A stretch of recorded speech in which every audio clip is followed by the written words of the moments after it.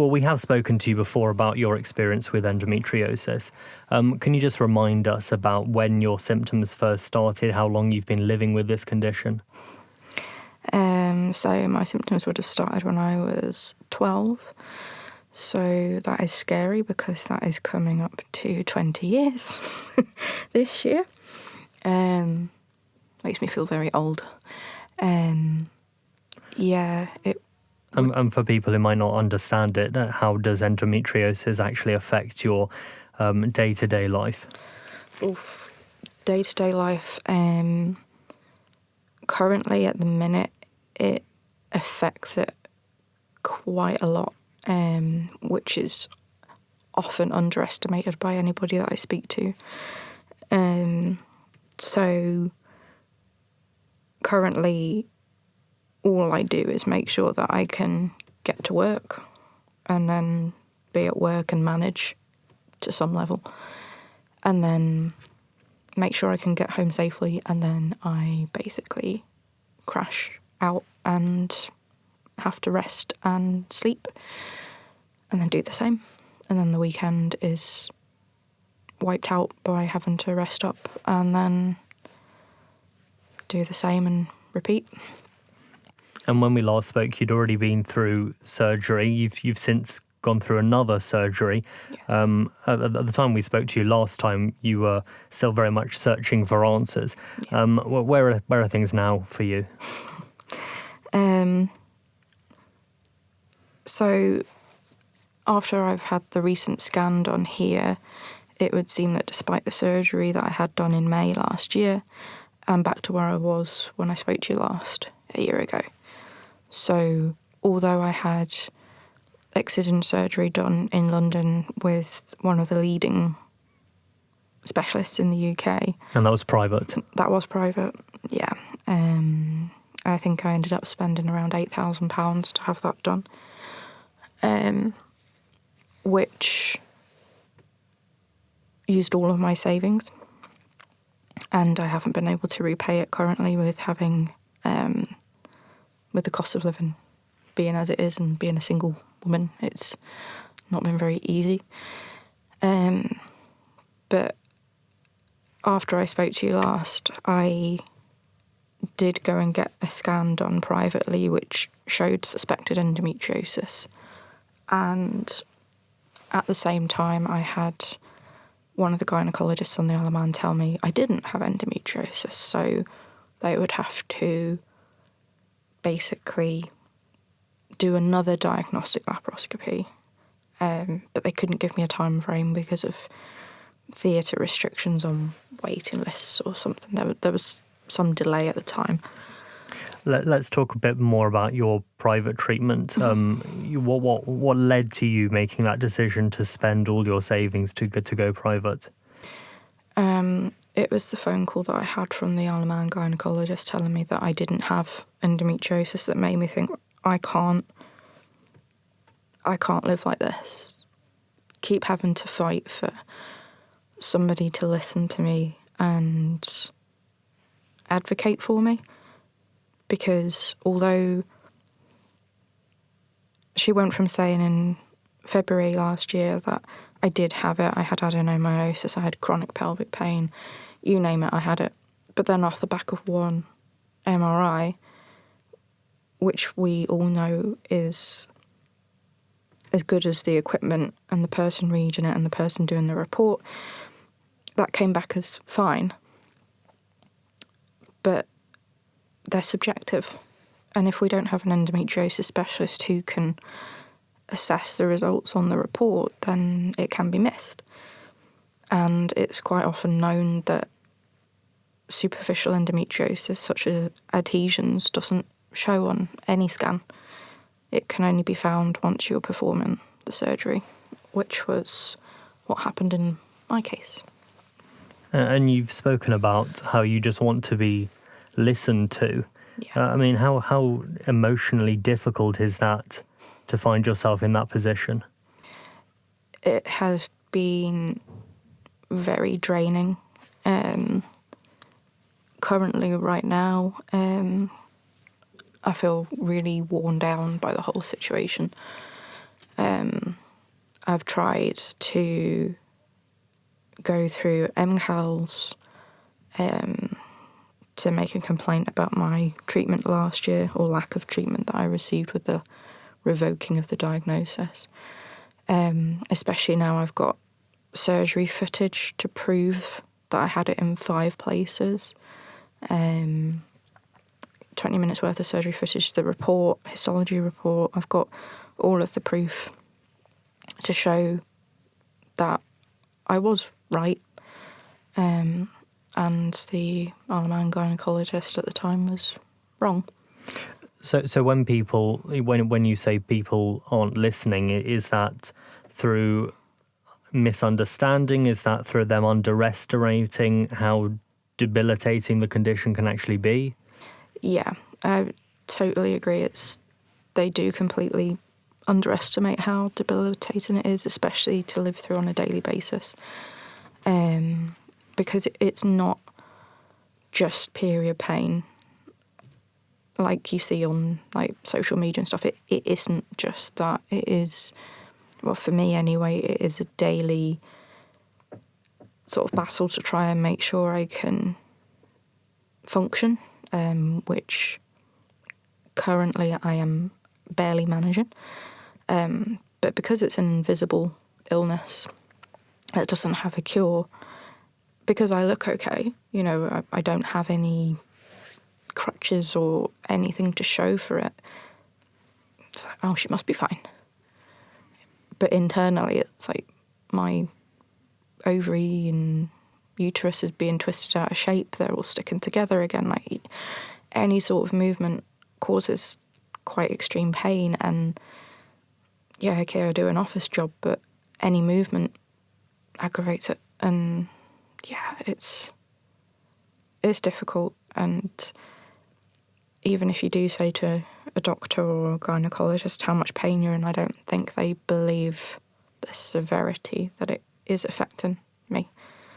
Because I can try and say, oh, well, it's on a pain scale, it's a good 8 out of 10, even with the painkillers, and I just get looked at and no response. I mean, over the past few years that we've known you, we've been speaking to you, you've been trying to navigate the healthcare system. How would you describe that experience overall? It's like a minefield. For me anyway. Considering it affects 1 in 10 women, I am still astounded by how difficult this has been. If it's such a common condition, why am I being stonewalled at any opportunity to try and get help? I genuinely don't understand. There is one doctor that I have spoken to from meds, and she has been amazing. And she has been the only sort of advocate that I've managed to find, but she's not my regular GP. So what kind of subspecialist support do you think is currently missing? In an ideal world, if you could implement whatever you wanted to right now, what would that look like? It would be having access to an endometriosis specialist centre, because it's not just the reproductive organs that it affects. Like, it can affect your bladder, your bowels, your diaphragm. There's severe cases where it's been found in the brain. It is a systemic whole body disease. It's not just reproductive problems. So in an ideal world, having access to a centre where they treat you as a whole patient and implement a multidisciplinary team approach. So if you do need surgery, then they have, a urologist or a bowel specialist to be able to be on hand should you need that involvement. Because I think what quite often happens is, in a diagnostic laparoscopy, they assess it, remove what they can, but they don't excise it on island, which is the gold standard of surgical care that we should be able to receive. Now, you have tried contacting senior figures in the healthcare system, including the health minister, the chief executive of Manx Care. What prompted you to reach out to them? It was when I made my complaint back in October, because it didn't sit right with me that I'd had my diagnosis revoked off the back of one MRI despite having had symptoms for, well, now being 20 years this year. When said gynaecologist did openly say to me in conversation in an appointment that the scans are only as good as the person reading them, and if you don't have an endometriosis specialist reading them, then it will be more likely missed. So, and then having had the surgery done and knowing that I did have it and there is no cure, to then be told by the same local gynaecologist that I was lucky to have been able to have afforded my surgery when I had had a cervical smear come back showing problems, that really didn't sit right with me. It's not as easy as just pulling thousands of pounds out of my pocket just to pay for something. That was my life savings that I've now lost. And offhand comments like that don't help anybody. And I don't see how it's fair that any woman or any person should have to live with chronic pain on a daily basis to the level where it impacts you so much, and yet it's so underestimated. I wanted to try and highlight that to the minister and Theresa Cope as well. And have you had any responses that you think are satisfactory? No. Initially, I was informed that my complaint would be taken seriously and every effort would be made to look into it, and they would get back to me. And how long has that been between the kind of the initial contact and where you are now, I suppose? Well, I put my complaint in, I think it was around the 22nd of October, 25, and their policy is 20 working days before you would normally get a resolution. And I was informed on the day of when that 20 days was up that my case wasn't going to be resolved and it would take longer. But I have had to contact so many times to try and, I'd go to MCALS, I'd go to the department lead who deals with the gynaecology side of things, health minister, and the CEO of Manx Care, and I've made numerous attempts to try and ask where things are at, and it's now getting to the point where I don't get any response. If I do get a response, it's very brief, and it's the same response that I heard back in December, which is, we're in the process of dealing with it, we'll be dealing with your case in a couple of weeks. We're now 3 months on. That's more than a couple of weeks. If they were listening to this right now, well, what would you want them to understand about how and what you're going through? I just wish that they would hear me, and everything that I put in that complaint, it's not really, well, it is a complaint, I suppose, but I've tried to demonstrate how much I am affected on a daily basis. And it's not insignificant. I'm trying my best to function. I'm trying my best to make sure I can work and provide for myself. But I just feel like nobody cares. Nobody's listening. I just keep getting passed off with, you'll be seen in a couple of weeks. But I won't be seen in a couple of weeks because it's for Liverpool to discuss my case with the Isle of Man.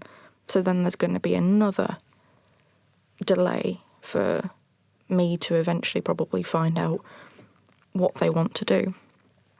I genuinely don't understand, when I was insured that I would get open and honest communication back in December, why they haven't followed through with that. imagine if it was you or your daughter going through that amount of pain, how would you feel being fobbed off? To just say, oh, we're dealing with it, it'll be dealt with in a couple of weeks. That couple of weeks is time and energy that cannot be got back.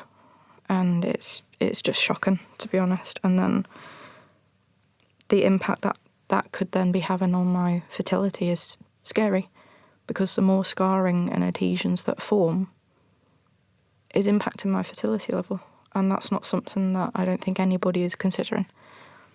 And it's scary. The lack of concern that anybody is showing it's astounding.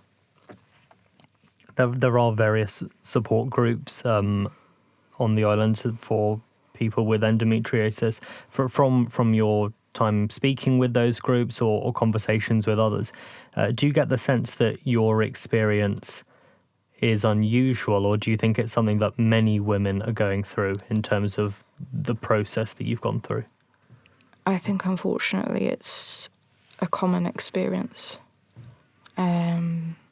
which is very sad, and it doesn't surprise me. I'm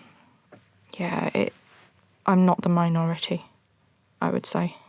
And what are other women telling you about their experiences with diagnosis or treatment? I've known of quite a few people who have had to go private to get surgery done. And it was a very similar thing of, oh, well, Alaman surgeons didn't really find anything, but when I had it done privately, it was deep infiltrating endometriosis and had to have different specialists get involved to perform the surgery, as there was other like bowel involvement, other sort of, not sectors, but other parts of the body involved, so you needed a multidisciplinary team approach for the surgery, which they can't do here, or if they can, I'm not aware of it. What would your message be to Manx Care? Because naturally we will go to Manx Care with this interview. We'll ask them some questions, but the most likely response they'll send back to us is they don't comment on individual cases. Well, what is your message to Manx Care? Please listen to people who take the time to tell you their story and let you know of their experience, because we don't want to be going through any of this. The amount of time, I get the impression that time to Manx Care doesn't mean anything. The amount of years of experiences that I have lost. I've lost jobs, I've lost relationships, you name it, I've probably lost it at this point, and that doesn't seem to count for anything when it comes to any correspondence with Manx Care. And it is really sad. Yeah. And just finally, what keeps you speaking about this? Because this is the third year. Mm-hmm. You spoke to us the first time in March 2024. You came again March 2025. It's now March 2026, Endometriosis Month. Mm. Even after such a long time, and a difficult journey, what keeps you going with this? I guess I'm quite stubborn. It's probably that. And I don't want anybody else to go through the same story. It's not fair on anybody to have to live like this, and something needs to be done. And I don't know who else I can speak to. Thankfully, you guys at Manx Radio do listen. I don't feel like anybody else really does listen, so that is also why I keep coming back, because I feel like that's the only way I get heard. Thank you for making it to the end of the Manx Radio newscast. You are obviously someone with exquisite taste. May I politely suggest you might want to subscribe to this and a wide range of Manx Radio podcasts at your favourite podcast provider, so our best bits will magically appear on your smartphone. Thank you.